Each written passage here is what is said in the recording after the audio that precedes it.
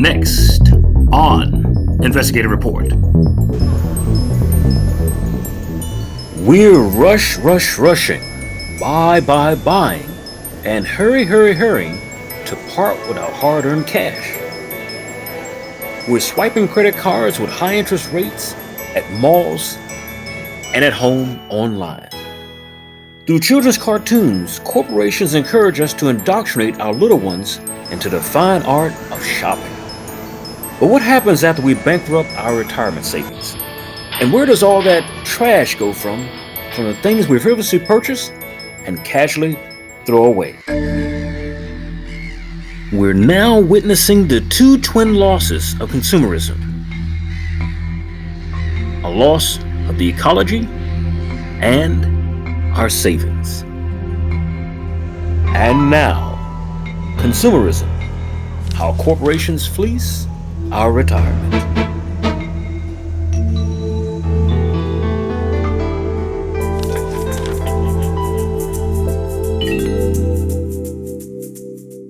The very first credit card limits issued in America are now as old as this 1950 Chevrolet, to include its then state-of-the-art knob-operated AM radio.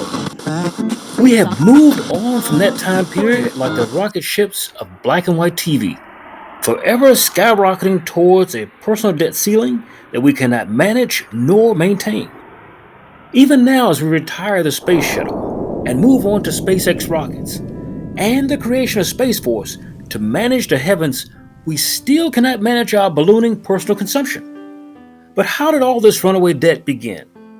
For one, population surge. The post-war baby boom expanded demand for goods and services, which in turn stimulated industry growth like never before. This neighbor versus neighbor, keeping up with the Joneses mentality, expanded borrowing limits. America today, just like in the 1950s, assumed new levels of personal debt that enabled them to acquire durable goods otherwise beyond their reach, which gave birth to ever-increasing borrowing limits. The first universal credit card, which could be used at a variety of establishments, was introduced by the Diners Club Incorporated in 1950. Another major card of this type, known as the Travelers and Entertainment Card, was established by the American Express Company in 1958, and we have been increasing the number of cards in our wallet ever since. The average American possesses 4 credit cards, with a balance of at least $5,315. Collectively as a nation, we have approximately $1 trillion in credit card debt as of today.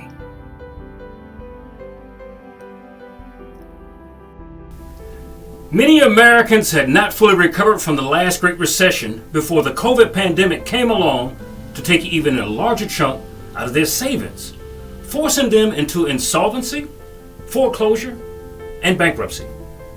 If the housing market crashed during Obama, Bush administrations didn't devastate their credit, then the pandemic surely finished it off, and there was not much they could do about it.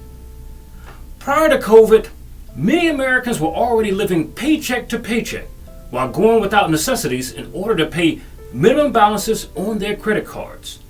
This came to be the norm in America, as far as living paycheck to paycheck. Now, this would prove to be worrisome for the top credit card companies. Why? They depend upon debt for their survival. They need a prosperous economy where debt is their survival key. In normal times, minimum payments are the bread and butter profits for credit issuing agencies, but not during negative growth periods. Now, truly, 95% of the U.S. citizens, adults to be exact, possess a credit card of some form according to Experian Credit Reporting Agency. And of those, 75% of the cardholders carry a balance from month to month, with the average debt being north of $5,000. Now, that's just if you have one credit card. But what about if you have 7? What about if you have 10? And this provided a risk in even the best of economies. If Americans look cautiously to answering their cell phones for overdue debts before the pandemic, then what do you think they did during the pandemic? They simply turned those phones off during that long stay at home with their children and with family members. Those who sought to file bankruptcy to protect what little assets they had remaining found it was made even more difficult by the Bankruptcy Protection Act of 2005. Now, they didn't see this coming. The Bankruptcy Protection Act of 2005 made it difficult to file for relief, which left people with little alternative save for using their credit cards as an income source until the government allowed people to go back to work. And nobody anticipated that it would take this long. It would appear as if the sage advice from the baby boomer generation had been wasted upon subsequent generations that followed it. And that was to save your money for a rainy day. And at that time, it was pouring outside. If you didn't have the money for the item, then to them, you really didn't need it. You really didn't need it that bad. And finally, to have at least 1 year of savings available to manage your finances in the case of economy collapse. Now, this most of us needed. So many laid off seniors during the thick of the stay-at-home crisis were caught off guard with debts and had no choice but to get help from family members or to refinance their existing home. Now, they did this through mortgage reverse and other type things that help seniors in difficult times. Now, almost 1/4 of cardholders have added to their credit balances as a direct result of the COVID-19 pandemic. They had no other choice. Those who didn't have credit cards, they were really in trouble.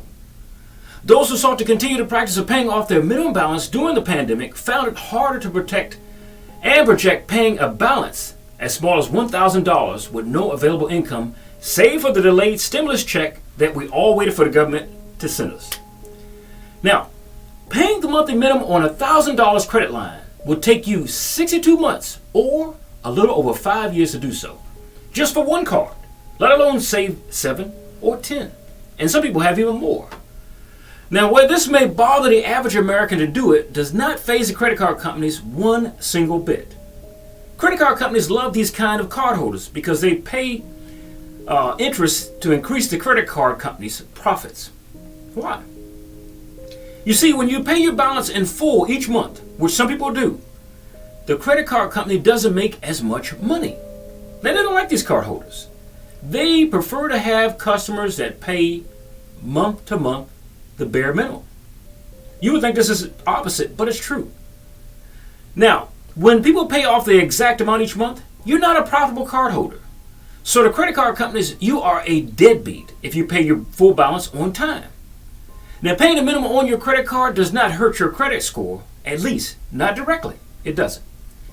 It actually allows credit card company to keep that balance open and for you to have what you're worth on paper. And as long as you pay the minimum amount required by your credit card issuer, the exact amount you pay doesn't factor into the payment history portion of your credit score. It's all a game. It's simply noted that you've made a payment on time when you do this. You make the minimum payment score, and minimum payment, you make a payment on time. But the best case scenario is to pay your credit card balance in full each month. Leaving a balance will not help your credit score. It will just cost you more money in the form of interest for as long as you drag it out. And if you have 7 or more credit cards, you've already eaten up at your available paycheck and any ideas about savings or retirement. And the whole name of the game is retirement. When you're young at 20, you don't think about such things. But when you're 40, you do. Now, carrying a high balance on your credit cards has a very negative impact on your credit score because it increases your credit utilization ratio. Your credit utilization score, or what's known as your FICO score, is a rating by the Vantage score. It is commonly recommended to keep your total credit utilization rate below 30%. Now, for example, if your total credit limit is $10,000, your total revolving balance shouldn't exceed $3,000. That's 30% of $10,000. So what about, what should you eliminate your balance entirely to pay your credit card down to zero? Is that advisable? Now, the standard recommendation is to keep unused accounts with zero balance open. Why? A zero balance on a credit card reflects positively on your credit report and means you have a zero balance to limit ratio, also known as the utilization rate. So that's perfectly fine. If you pay your card down to zero and leave it open, that's completely fine. Now, generally, the lower your utilization rate, the better your credit score will be. Now, these are just a few industry secrets you can use to keep your head above water in these rather difficult times. And everybody knows that if COVID attacked your home, or if it passed you by, it still made it a difficult time for you financially. Some people attempt to overpay their credit card bills to increase their credit score. Does this work? Absolutely not. Overpaying will not increase your credit score more than paying in full on time. Now, negative balances show up on a credit report as zero balances. So if you pay in advance a whole lot, that's just a zero balance. Now, having a balance of zero is good for your credit score, but you won't get an extra boost by overpaying. So, can you pay before your bill is due? Yes, that's good. Paying your credit card early can improve your score, especially after a major purchase. So say you went out and made a major purchase, and you know you're going to have at the end of the month to make a payment. Make a payment before that time. Now, this is because 30% of your credit score is based on your credit utilization rate, as I explained to you before. Now, to counter this, a lower balance will be reported to credit agencies if you pay part or all your balance before your statement closes. Now, if you know your statement closing date each month. And finally, what happens to unpaid credit card debt after 7 years? Because some people just let it go and they can't afford to pay. Now, unpaid credit card debt will drop off an individual's credit report after 7 years, meaning late payments associated with the unpaid debt will no longer affect the person's credit score. But is this feasible? Just to let all your debt go? It is not. You're watching MNN, the men's channel. Now, after that, a creditor can still sue. He can come and sue you, but the case will be thrown out if you indicate that the debt is time barred. So if it has reached that time limit, it's called time barred. Now, in a pandemic economy, it may be hard for the federal government to balance their own budget. But here are just a few tips and tricks on how you can balance your own budget right there at the house. You don't have to go through these horrible times by yourself wondering what to do. Some people have help of family. Some people, they're all they have. Now, number one, project out a year instead of a week in advance. The opposite of living from weekend or paycheck to paycheck is planning a year in advance. And a lot of people don't do this. The baby boomer generation did. This is precisely why the top executives at the credit card companies live. They live this way. They suggest you live one way and then they live another way. Now, they prefer to live a lifestyle and reap the rewards for doing what they don't want us to do. Now, my grandfather, who was a Great Depression survivor, always told his children to have savings that will carry you initially for 1 month. Then it worked to your way to 6 months in advance. Finally, he said you should have at least 1 year saving at the minimum behind you. You need this. He said in this way, should the total economy collapse, which it did, you would be in a better position than someone who did nothing in advance. In other words, the ant versus grasshopper. You remember the ant stored it for the winter? The grasshopper ate as he went. So, now he continued out by telling us that our food storage should reflect your money accumulation.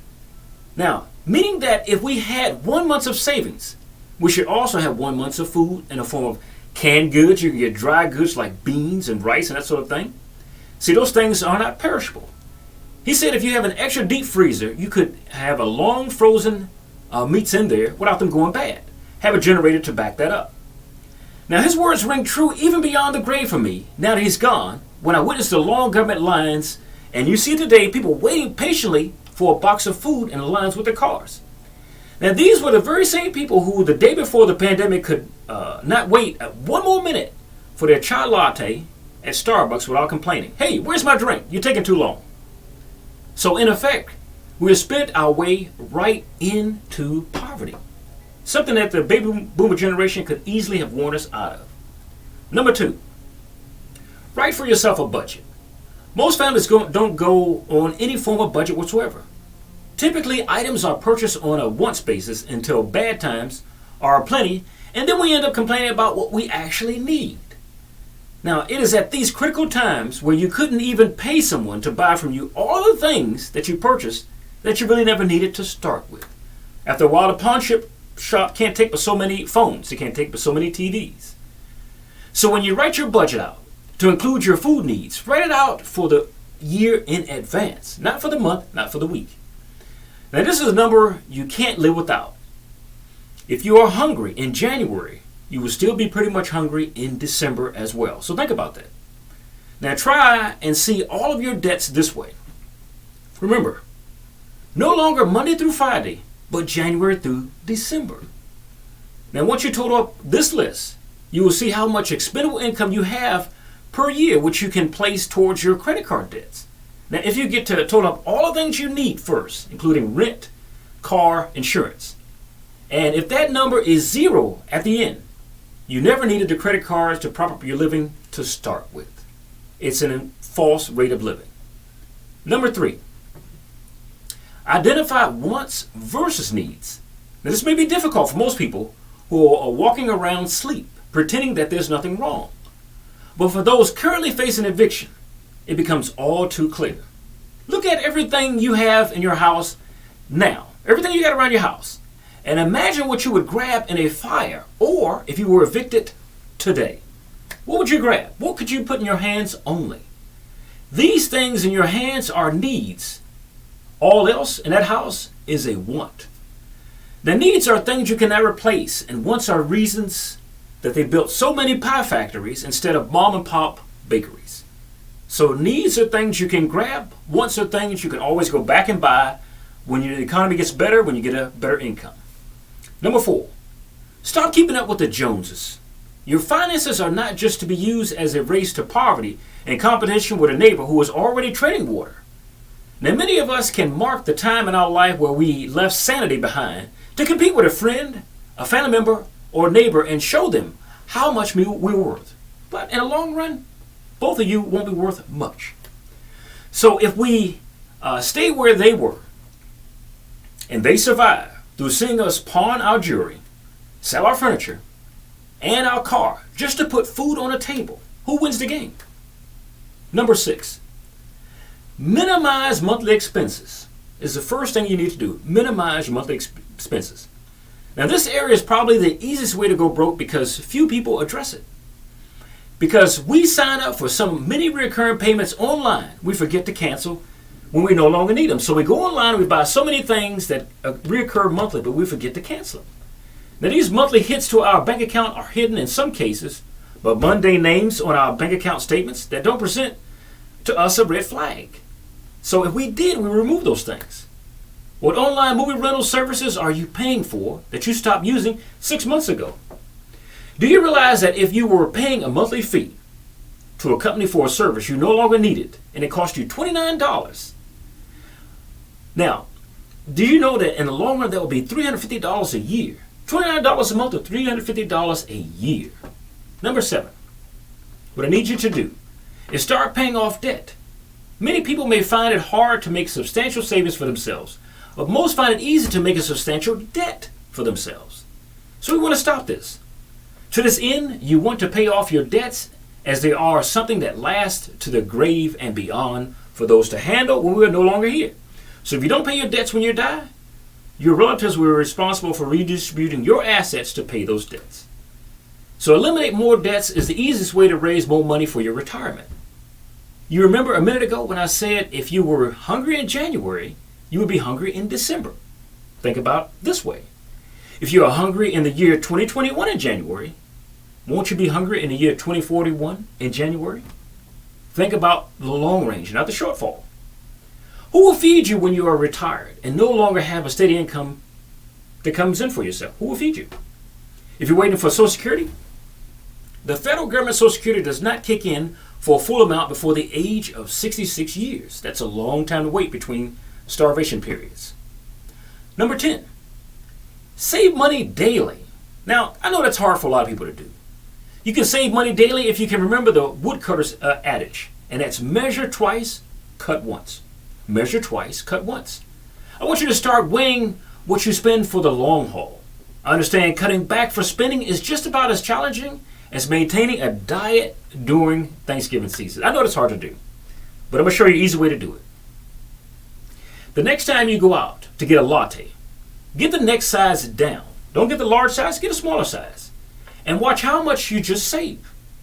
Take the amount you saved from that latte, say $1.34. Now multiply what you drink would cost for a year. That's daily a month multiplied times a year. That means if you bought that particular drink 20 times per month for one whole year, that would have been 240 times per year.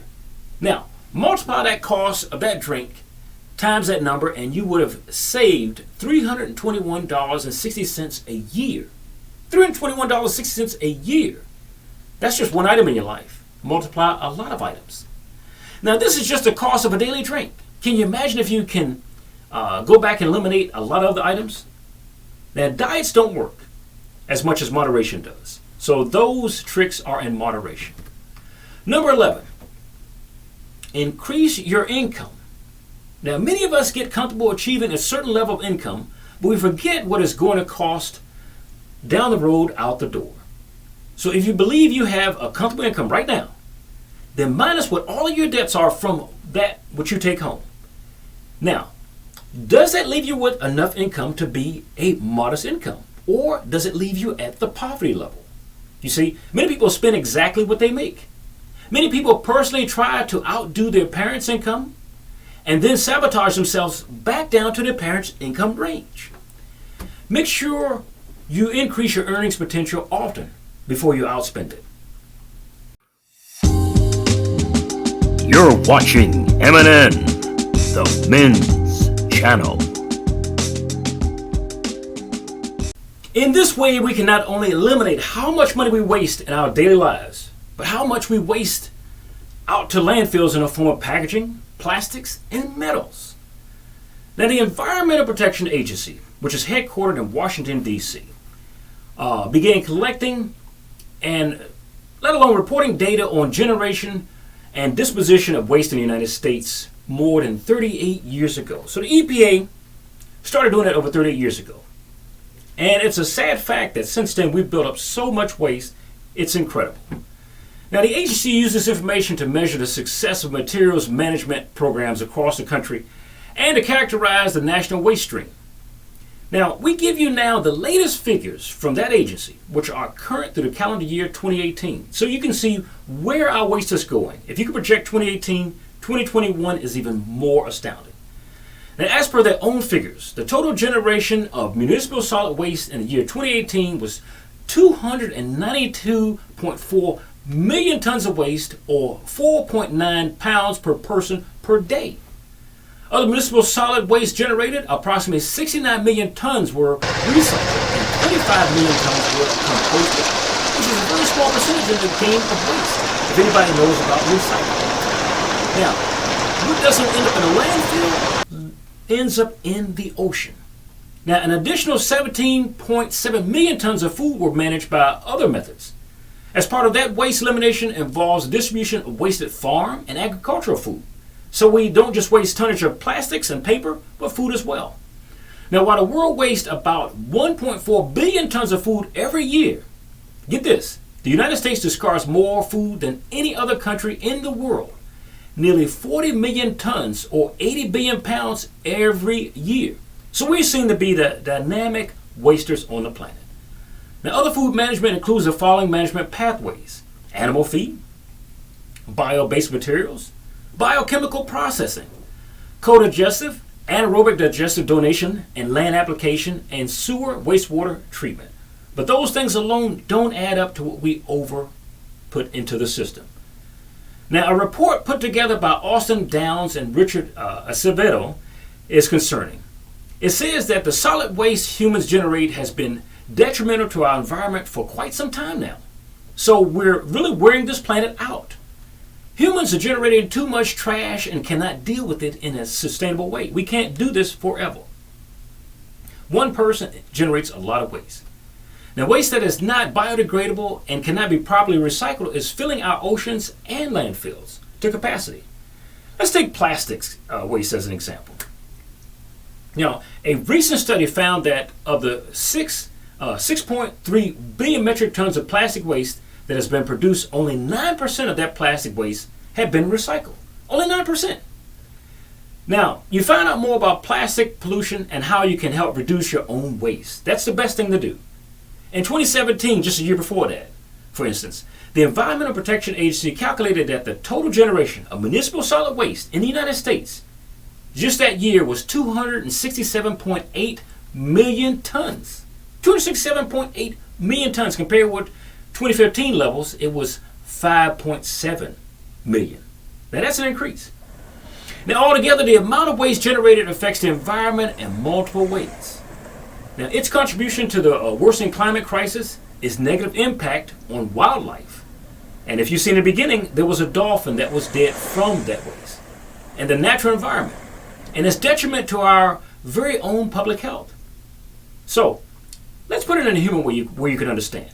How much waste goes into the sea every year?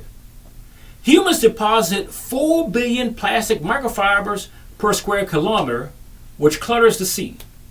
So, in rough terms, between 4.8 and 12.7 million tons of plastic pieces are dumped into our oceans every year. If you want to imagine it on a human scale, it comes out to be one garbage truck of plastic being discarded into our oceans every minute of every day. So there's something we can do about our money. There's something we can do about what we waste with them. For Investigative Reports, this is Charles Rivers. Thank you for watching.